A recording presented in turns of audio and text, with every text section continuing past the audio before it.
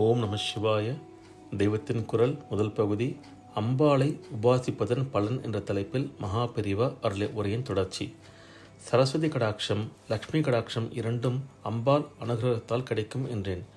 இந்த இரண்டையும் பற்றி மனுஷ சுபாவம் ரொம்பவும் விசித்திரமாக இருக்கிறது. எல்லோரும் தங்களுக்கு ரொம்பவும் சரஸ்வதி கடாட்சம், அதாவது புத்திசாலித்தனம் இருப்பதாகவே நினைத்து கொண்டிருக்கிறார்கள். தங்களை மகா புத்திசாலிகளாகவே வெளியில் காட்டிக்கொள்ள பிரியப்படுகிறார்கள். ஆனால் நல்ல புத்தி வேண்டும் என்று அதற்காக தாபத்தோடு யாரும் பிரார்த்திப்பதாக தெரியவில்லை. பொதுவாக புத்திசாலித்தனம் என்பது சாமர்த்தியம் என்றுதான் நினைக்கப்படுகிறது. ஞானமும் விவேகமும் தான் உண்மையான புத்திமான லட்சணங்கள். இவற்றுக்கு யாரும் ஆசைப்படுவதில்லை. நமக்கு நிறைய சாமர்த்தியமும் சாதுரியமும் இருக்கின்றன, அதாவது யாரையும் ஏமாற்றிவிடலாம் என்று அவரவரும் சந்தோஷப்பட்டு கொண்டு இந்த புத்திசாலித்தனத்தோடு நின்று விடுகிறோம். ஆனால் லக்ஷ்மி கடாட்சம் மட்டும் எவ்வளவு இருந்தாலும் நமக்கு போதமாட்டேன் என்கிறது. மண்டுவாக இருந்தாலும் கூட தன்னை புத்திசாலியாக காட்டிக்கொள்வதற்கு நேர்மாறாக நமக்கு எத்தனை சம்பத்து இருந்தாலும் அது வெளியில் தெரியக்கூடாது என்று ஏழை வேஷம்தான் போடுகிறோம். ஒருத்தனை பற்றி யாராவது எத்தனை புத்திசாலி என்று பேசினால் சந்தோஷப்படுகிறான். ஆனால் ஒருத்தன் பேங்கில் லட்சமாக பணம் போட்டிருக்கிறான் என்று யாராவது சொன்னால் அவனுக்கு கோபம்தான் வருகிறது. தங்களுக்கு இருக்கிற செல்வம் போதாது என்று நினைப்பதால் தான் இவர்களுக்கு அதை பற்றி சொன்னாலே கோபம் வருகிறது. அதிருப்தி தான் தரித்திரம், திருப்தி தான் சம்பத்து. ஆகையால் நாம் நிஜமான புத்திசாலிகளானால் பணமில்லாத தரித்திரர்களாக இருந்தாலும் கூட அப்படி சொல்லிக்கொள்ளாமல் மனசால் நிறைந்து திருப்தியால் பணக்காரர்களாக இருந்து கொண்டிருக்கலாம்.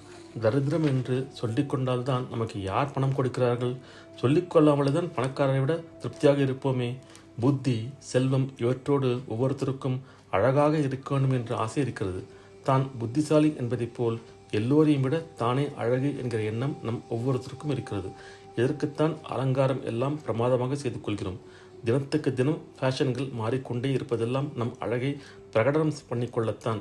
பரம கருணாமூர்த்தியான அம்பாள் கேவலம் இரத்த மாம்ச சம்பந்தமான இந்த சரீர அழகை விரும்புகிறவர்களுக்கு அதை கூட பூர்ணமாக கொடுத்து அனுகிரகிக்கிறாள். சரஸ்வத்யா லக்ஷ்மியா என்கிற சௌந்தர்யலகரி ஸ்லோகத்தில் ஆச்சாரியால் எதையும் சொல்கிறார். அம்பாளை உபாசிக்கிறவனுக்கு பிரம்மாவே அசூயப்படுகிற அளவுக்கு சரஸ்வதியின் அனுகிரகம் உண்டாகிவிடும். மகாவிஷ்ணு பொறாமைப்படுகிற அளவுக்கு மகாலட்சுமியின் அனுகிரகம் கிடைத்துவிடும். இவனை பார்த்து மன்மதன்தானோ என்று ரதியே சந்தேகப்படுகிற மாதிரி லாவண்யம் உண்டாகிவிடும் என்கிறார். இத்தனையும் இருந்து தீர்காயுசு இல்லை என்றால் என்ன பிரயோஜனம்? அம்பாள் சிரஞ்சீவித்துவமும் தருவாள் என்கிறார். இதற்கு மேல் வேறென்ன வேண்டும் என்று தோன்றலாம். ஆனால் இதற்கு மேல்தான் அம்பாளின் பரமானுகிரகத்தை தேடச் செய்யும் கேள்வியே பிறக்கும். இத்தனை பணம், அழகு, புத்தி எல்லாவற்றையும் வைத்துக்கொண்டு இத்தனை காலம் ஓட்டியாச்சு. இதிலெல்லாம் வாஸ்தவத்தில் என்ன மனநிறைவை கண்டோம்?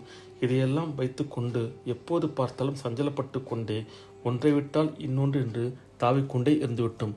நிரந்தர சௌக்கியத்தை, சாந்தத்தை இவை எதனாலும் பெற்றதாக தெரியவில்லையே. இதை எப்படி பெற்றுக்கொள்வது என்கிற கேள்வி பிறக்கும். நடுநடுவே நமக்கு இந்த கேள்வி தோன்றினாலும் அடுத்த க்ஷணமே மாயை நம்மை இழுத்து கொண்டு போகிறது.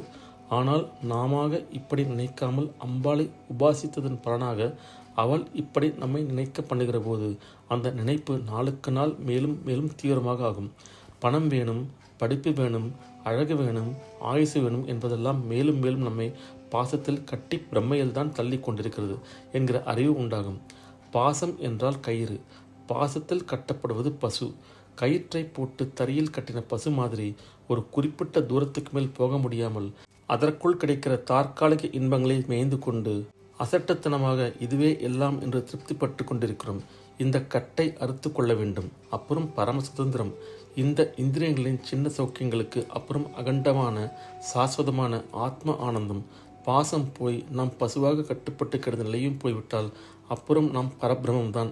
பணம், புத்தி, ஆயுள், அழகு ஆகிய சிற்றின்பங்களுக்கு தவித்த மனசில் இவற்றின் கட்டுக்களே வேண்டாம் என்கிற வைராகியம் உண்டானால் அப்புறம் பேரின்பமயமாவதற்கான சாதனைகளில் இறங்கி முடிவில் அம்பாள் அருளால் பேரின்பமாகவே ஆகலாம். அதைவிட பெரிய பலன் வேறில்லை. முடிந்த முடிவாக அம்பாள் பக்தனை இந்த பரமானந்த ரசத்தில் திளைத்து கொண்டிருக்குமாறு அனுகிரகம் செய்கிறாள் என்று ஆச்சாரியால் முடிக்கிறார். ஓம் நம சிவாய.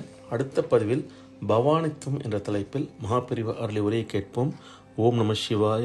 ஹரஹர சங்கர, ஜெய ஜெயசங்கர, காஞ்சி சங்கர, காமகோட்டி சங்கர.